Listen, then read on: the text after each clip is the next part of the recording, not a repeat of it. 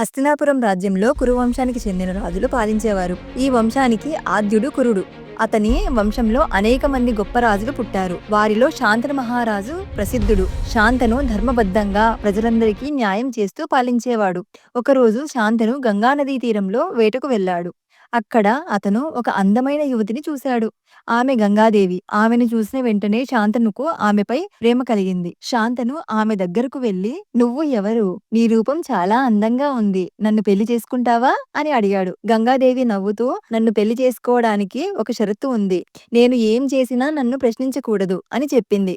శాంతను ఆ షరతుకు అంగీకరించాడు. ఇద్దరూ పెళ్లి చేసుకున్నారు. కాలం గడిచింది. గంగాదేవి 7 మంది పిల్లలను ప్రసవించింది. కానీ ప్రతి పుట్టిన బిడ్డను ఆమె నదిలో వేసింది.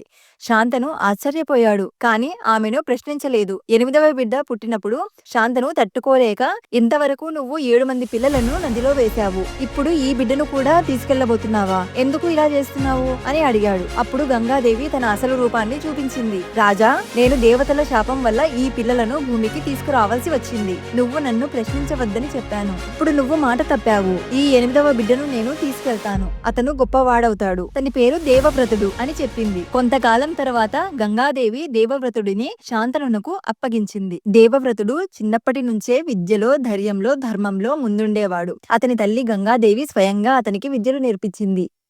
ఆ తరువాత కొంతకాలానికి శాంతన మహారాజు సత్యవతిని ప్రేమించాడు. నెక్స్ట్ పార్ట్ లో పాండవుల, కౌరవుల గురించి తెలుసుకుందాం.